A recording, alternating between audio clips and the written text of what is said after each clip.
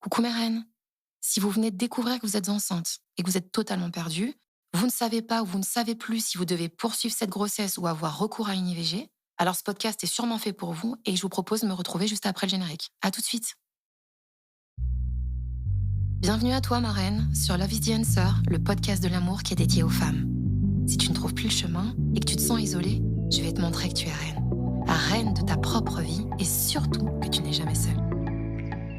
Moi, c'est Amina, je suis la fée papillon et je suis là pour t'aider à retrouver ta puissance et ton chemin. Et c'est ensemble que nous allons trouver les clés. Mettre en lumière ta force et ton intuition pour te réappartenir. Je suis convaincue d'une seule chose, c'est que tout est dépassable sur Terre en écoutant son cœur. À travers ce podcast, je vais juste te partager ma vision, ma sensibilité, mes clés psychologiques et spirituelles inspirées par mon histoire de vie et grâce auxquelles j'ai moi-même trouvé mon propre chemin. Merci à toi ma reine. Merci de me faire l'honneur d'être là et de m'accorder ta confiance. J'espère sincèrement que cette communauté sera vraiment puissante et vous permettra à toutes de vous rassembler. Et pour cela, je t'invite à partager ces podcasts autour de toi et à me rejoindre sur Insta et sur YouTube. Pour te réaliser et répandre l'amour, n'oublie jamais ma reine. Love is the answer. Me revoilà ma reine, merci infiniment d'être là et merci infiniment de ta confiance. Donc ma reine, a priori si t'es là, c'est que tu as fait ton test de grossesse et qu'il est revenu positif. Tu ne sais pas, tu ne sais plus si tu dois garder ta grossesse ou l'interrompre. Tu te poses donc la question de l'IVG. Moi, je t'adresse ce podcast et je te le rappelle avec tout mon amour, toute ma bienveillance et portée par aucune idéologie. Ici, pas de jugement et je t'invite à te sentir en pleine liberté d'être qui tu es. Car je te le rappelle, il y a autant d'histoires qu'il y a de personnes sur cette terre. Je sais à quel point la grossesse et l'IVG sont des sujets qui sont particulièrement sensibles. Et donc, je vais essayer au maximum d'utiliser des mots appropriés, et je m'excuse d'avance si en déroulant ma pensée, j'emploie des termes qui ne correspondraient pas forcément à ta situation. L'important, s'il te plaît, c'est que tu retiennes le message et que tu essayes de prendre de la hauteur sur ce que je suis en train de te dire. Essaye d'imaginer que ce podcast, c'est un petit peu comme un guide qui te permet d'avancer en conscience vers ta décision finale. Vous êtes mes reines uniques en ce monde et votre histoire est singulière. Vous avez toutes des parcours différents qui vous ont conduit à cette grossesse et vous êtes toutes habitées par des réflexions différentes. Donc par essence, vouloir vous comparer à votre mère, votre sœur, votre amie ou je ne sais qui, c'est une pure illusion. Aucune histoire n'est semblable à celle d'une autre. Effectivement, elles peuvent se ressembler sur certains aspects, mais certains aspects uniquement. Votre choix, mes reines, au-delà de vous appartenir, il se fera à la lumière de ce que vous êtes et de ce que vous vivez. Ce que je vous souhaite, mes reines, c'est de prendre la meilleure des décisions qui soit pour vous, que ce soit de poursuivre votre grossesse comme de l'interrompre. Tout d'abord, dans l'état actuel des choses, si je peux te rassurer, c'est tout à fait normal de te sentir de base bousculé, bouleversé ou apeuré pour deux raisons très évidentes. Parce que d'une part, une grossesse, c'est un événement qui est majeur dans la vie d'une femme. Et d'autre part, parce que tu es déjà aux prises avec des symptômes qui sont liés à cet état de grossesse, ma reine. Et ça, évidemment, c'est sans parler de tous les autres éléments qui sont propres à ta situation et qui peuvent venir rajouter une charge. Comme par exemple, si tu découvres ta grossesse la veille d'un examen, la veille d'une mutation ou la veille d'une séparation. Mais de manière générale, découvrir sa grossesse quand on ne te sent pas en confiance, c'est particulièrement compliqué. Ce qui est important que tu retiennes, ma reine, c'est que peu importe, que ta grossesse soit désirée, non désirée, accidentelle ou qu'elle soit liée à un acte violent, elle amène à plein d'interrogations sur la vie de manière générale. On peut ressentir de la peur, de l'appréhension, et toute cette pression est exacerbée par la question de l'IVG qui impose une forme d'urgence, par la contrainte temporelle qui est liée au délai légal qui encadre l'IVG. Je t'invite là maintenant, ma reine, à cet instant, à ralentir. Imagine que je suis près de toi et que nous sommes toute une force associée, que tu n'es pas seule. Et c'est aussi pour ça que la première des choses, il me semble, qui est indispensable pour toi, c'est de prendre contact avec des professionnels, avec des personnes qui sont ressources, bienveillantes, non jugeantes et qui pourront t'accompagner dans ton cheminement. En France, il existe deux types de structures clés auprès desquelles tu peux t'adresser pour parler d'IVG. Tu trouveras les CPEF, les centres de planification et d'éducation familiale. Aujourd'hui, elles sont nommées centres de santé sexuelle, c'est très récent, et par extrapolation, on parle souvent du planning familial. Et des centres d'orthogénie qui ont pour vocation de suivre les personnes dans le parcours IVG. Tout simplement, tu vas sur ton moteur de recherche, tu regardes celui qui est le plus près de chez toi, tu passes un petit coup de téléphone et tu demandes absolument à t'adresser à un conseiller conjugal et familial en expliquant ta situation, que tu viens de découvrir ta grossesse que tu es en plein cheminement, que tu as besoin de te faire accompagner parce que tu ne sais plus où tu en es. Ce qui est certain là-bas, c'est que tu pourras être accompagné dans ta réflexion et ta demande, et ce, quelle que soit la décision que tu prendras à la fin. À mon sens, le simple fait de pouvoir déposer ta parole, d'être écouté et d'interagir avec ces professionnels compétents, ça pourra te permettre de sortir de ton huis clos, de faire un premier état des lieux et de sûrement désamorcer plein de choses pour y voir plus clair quant à ta décision. Le gros avantage de ces structures, c'est que ce sont des professionnels qui sont spécialisés dans l'accompagnement IVG, donc ils connaissent tout le protocole. Et d'autre part, ce sont aussi des professionnels qui travaillent avec d'autres professionnels qui partagent la même éthique et qui t'éviteront sûrement des situations désagréables, comme par exemple de tomber sur un échographiste ou un gynécologue qui, pour essayer de te dissuader de faire une IVG, tentera par exemple de te faire écouter les battements du cœur du fœtus. Donc voilà ma reine, ça c'est un point clé qui est essentiel pour toi et je pense que là-bas, c'est un endroit où tu pourras à la fois désamorcer certaines choses et surtout pouvoir parler et libérer ta parole. Là, ma reine, je vais essayer de revenir un petit peu sur toi et essayer de te montrer certains aspects qui sont liés à ta situation et que tu peux éventuellement désamorcer pour pouvoir mieux être en connexion avec toi-même. Ce qui est très souvent compliqué dans cette situation, dont l'enjeu est vital, comme pour de grandes décisions de vie avec des enjeux énormes, c'est qu'il y a un tas d'injonctions, d'assertions qui ne nous appartiennent pas et qui viennent nous polluer. Sache qu'en France, c'est l'éthique qui se charge de discuter le cadre dans lequel l'humain va évoluer, et en effet, c'est pour nous protéger les uns les autres.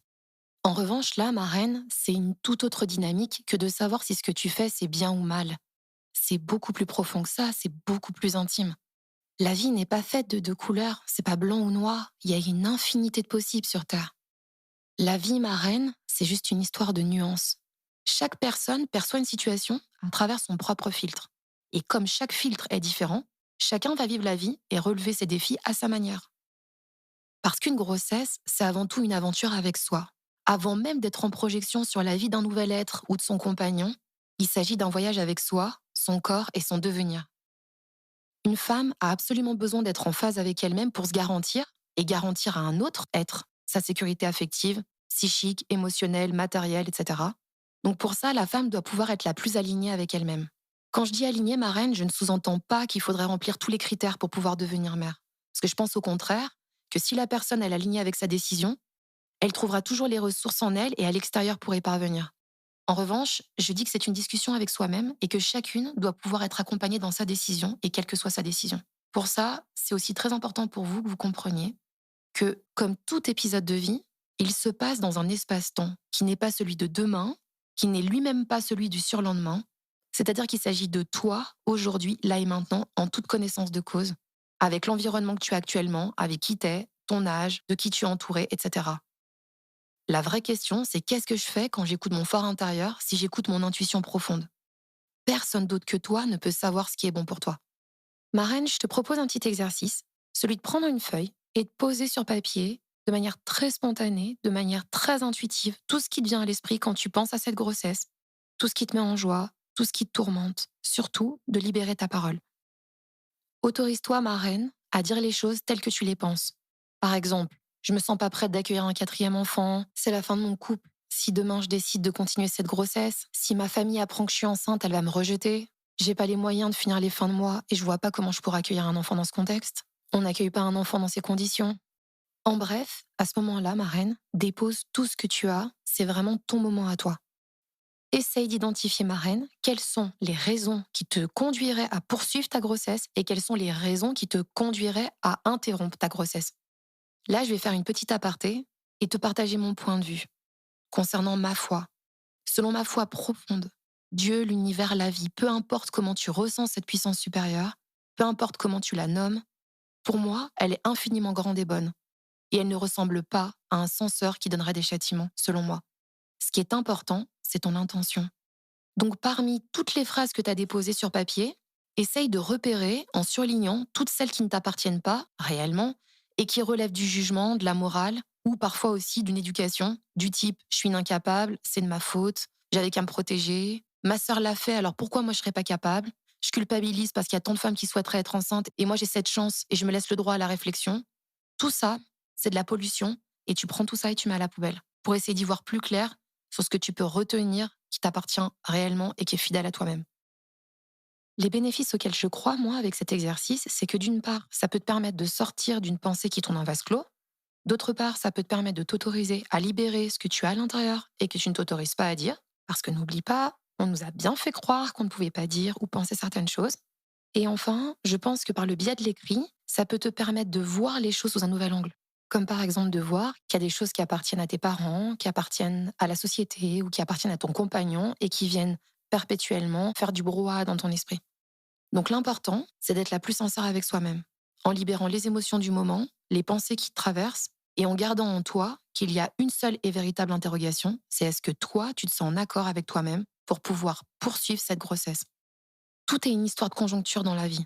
Il ne s'agit pas de savoir si dans 4 ans tu aurais fait ça ou non, mais là tout de suite maintenant, avec ce que tu sais de toi et ce que tu souhaites pour toi. C'est en toi que se trouve la réponse. Après ça, ce que je pense, c'est que tu dois laisser décanter.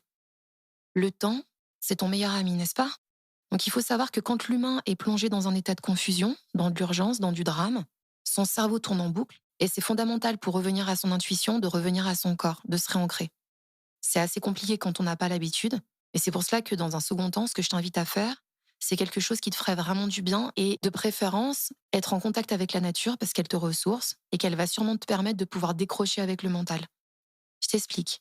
Quand tu es focalisé sur une problématique, tous tes sens se réduisent et se mettent à focaliser sur quelque chose d'assez proche de toi. Donc, on devient assez étroit d'esprit, justement, parce qu'on commence à tout fermer autour de nous.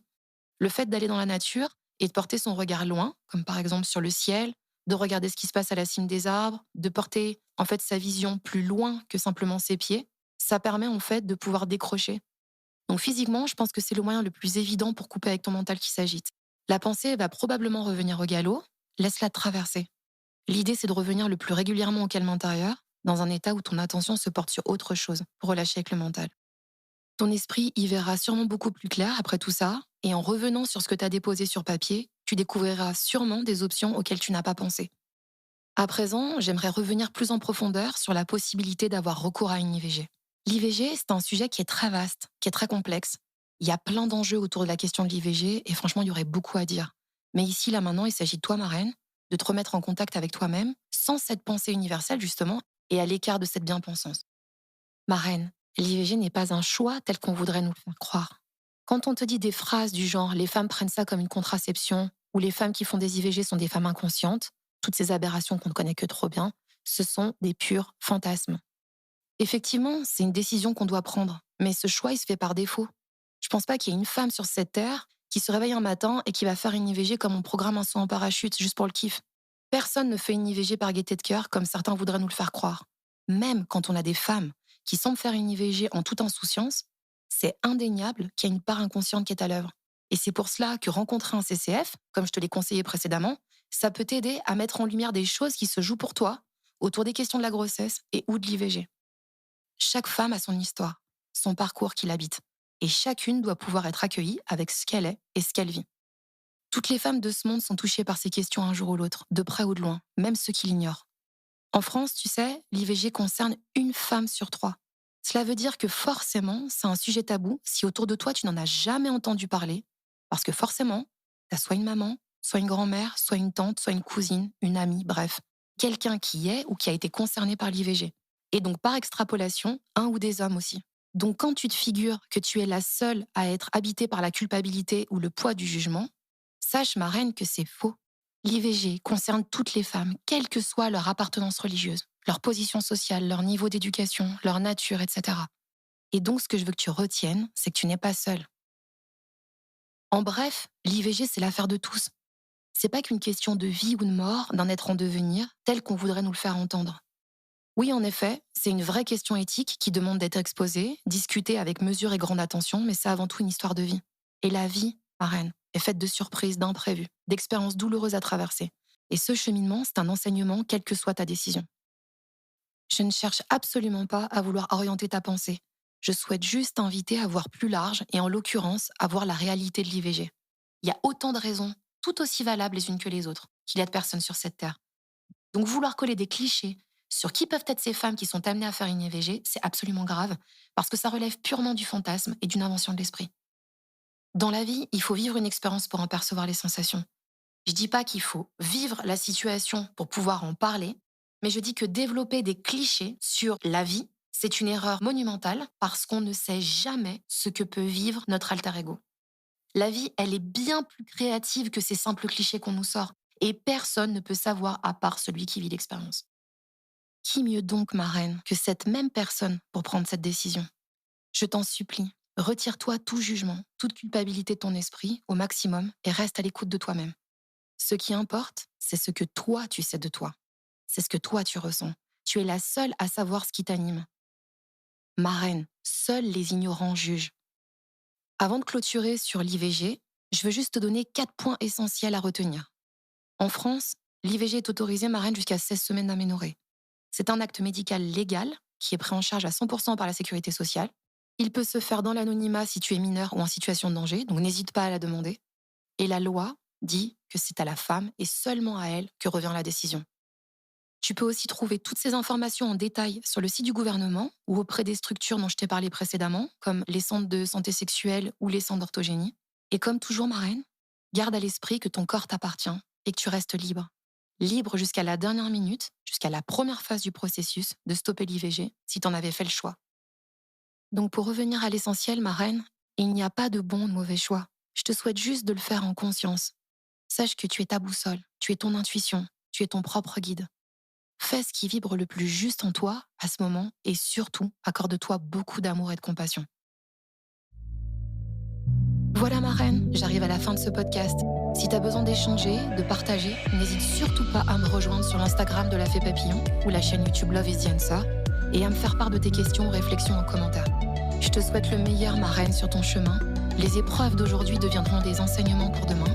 Continue de suivre ton cœur, car n'oublie jamais, Love is the Answer.